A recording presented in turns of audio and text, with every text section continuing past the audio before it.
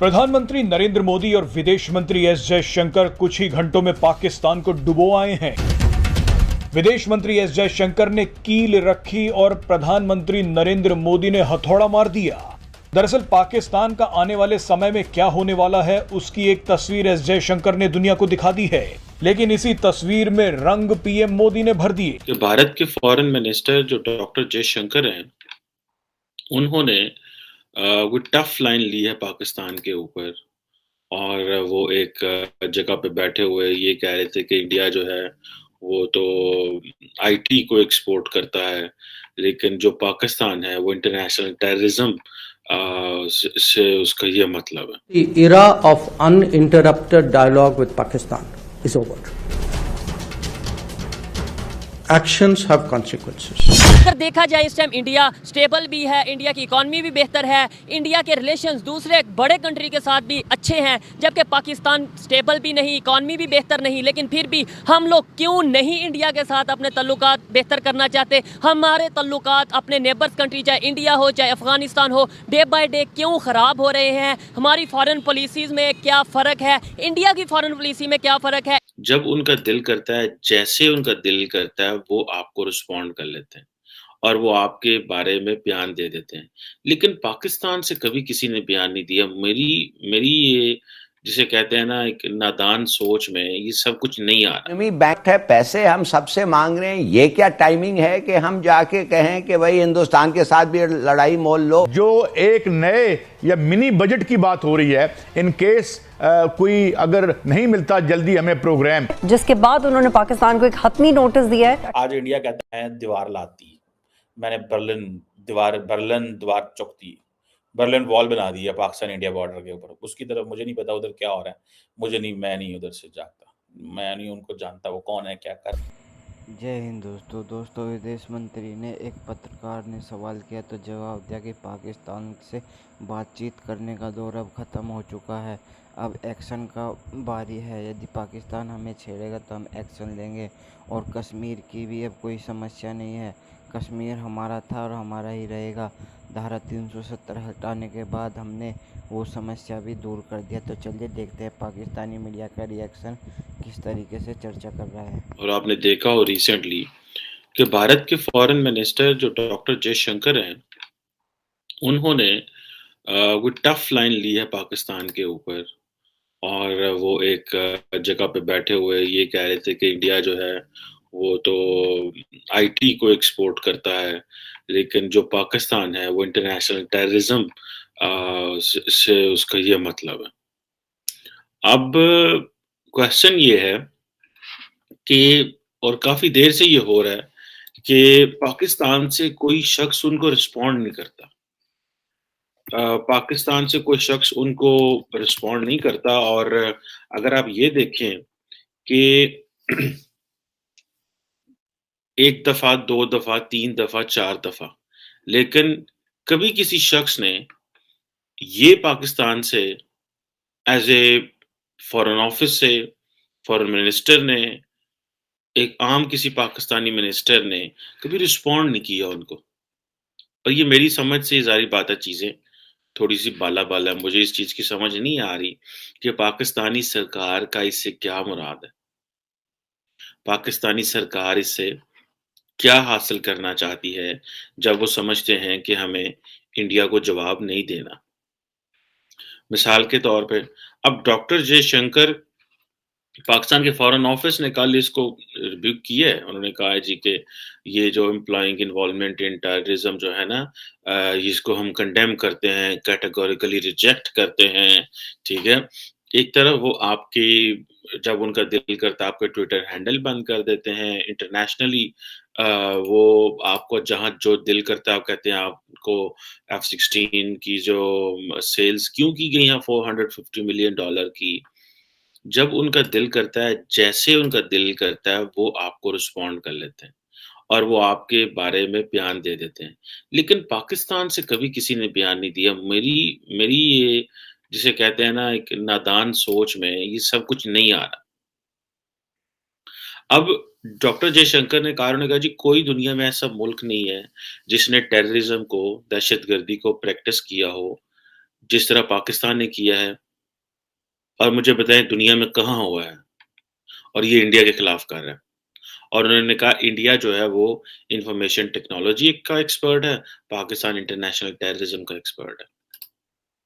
So doctor Jaishankar जब इस तरह की बात करते हैं तो बड़ी नाप तोल के करते हैं, बड़ा सीजन डिप्लोमेट है। अगर आपको याद हो, जब ये नूपुर शर्मा वाला वाकया हुआ, मिडल ईस्ट वाला सारी, तो डॉक्टर जयशंकर कुछ भी नहीं बोले थे। It was the party which was speaking. Party की तरफ से बयान आ रहे थे, नरेंद्र मोदी डील कर रहे थे।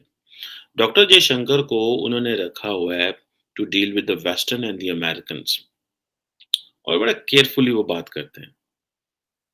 अब जब पाकिस्तान, अब इसमें दो चीजें हैं। एक चीज तो ये है कि over the period of time ये जो अमेरिकन्स का एक दोबारा जो रोमांस पाकिस्तान के साथ शुरू हुआ है, this is what I think doctor Jaishankar को और इंडिया को अच्छा नहीं लग रहा। हालांकि इस रोमांस में कोई जान नहीं है। जान इसलिए नहीं है बिकॉज पाकिस्तान में कैपेबिलिटी नहीं है। अगर पाकिस्तान में कैपेबिलिटी होती तो जब 15-18 साल अमेरिका पाकिस्तान में बैठा रहा, अफगानिस्तान में बैठा रहा, तो we could have got so much from them. खामी तो नहीं मैं निकाल सकता। मैं आपको बताता हूँ, मैं कुछ अर्सा पहले एक यूनिवर्सिटी में गया, वहाँ पे एक सेमिनार था।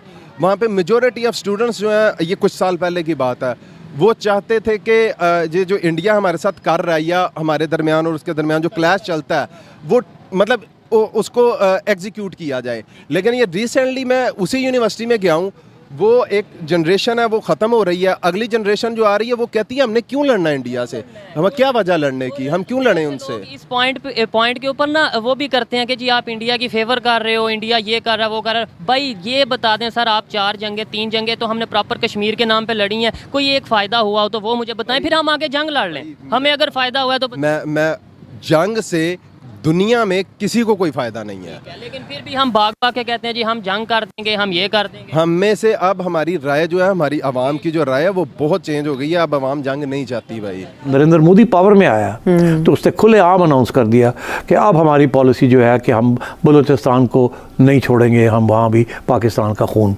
खराबा करेंगे। इन्होंने हमारा खून खराबा कश्मीर में किया, हम यहाँ करेंगे। और उससे पहले भी ये पॉलिसी ये शुरू हो गई थी।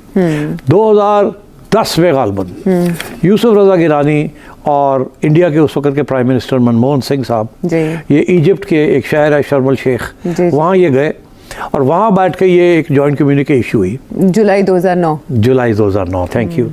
तो उस जुलाई 2009 में हमने कहा कि जी, इंडिया ने कहा कि आप अपना हाथ कश्मीर से निकालें तो अब आगे बात बढ़ सकती है।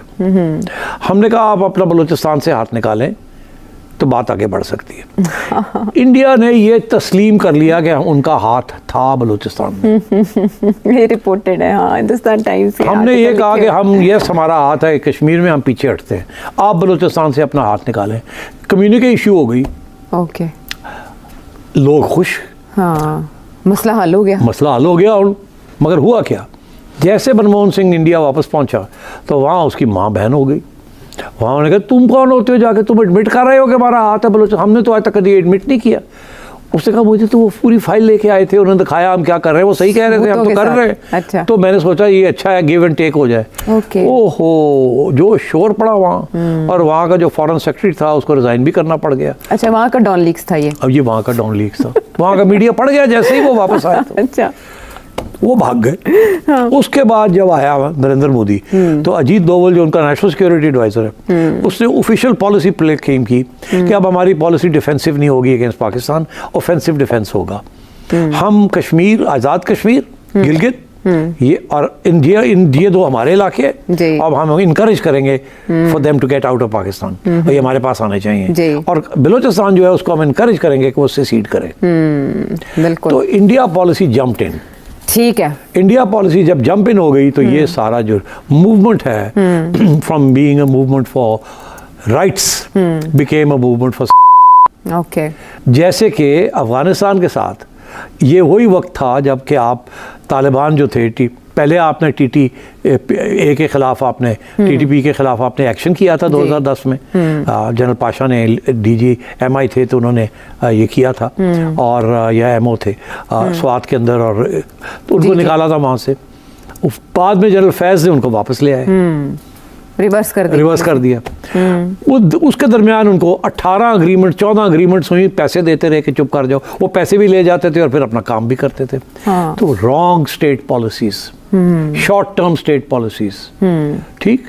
वहाँ तालिबान हमारे गले पड़ गए, इधर अब बलोच हमारे गले पड़ गए, और यहाँ ये है कि एक तरफ उनका एक ह्यूमन राइट्स मूवमेंट चल रही है, बिकॉज लोग डिसअपेयर कर रहे हैं। ये उसी तरीके से आज लोग डिसअपेयर कर रहे हैं, जैसे इंडिया के कश्मीर के अंदर कश्मीरी डिसअपेयर किए थे। वहाँ इंडिया ने जब क्रैकडाउन किया था ऑन सेसेशनिस्ट्स, तो लोग मार दिए गए, जेलों में डाल दिए गए, डिसअपेयर कर गए, डेड बॉडीज नजर आती थी।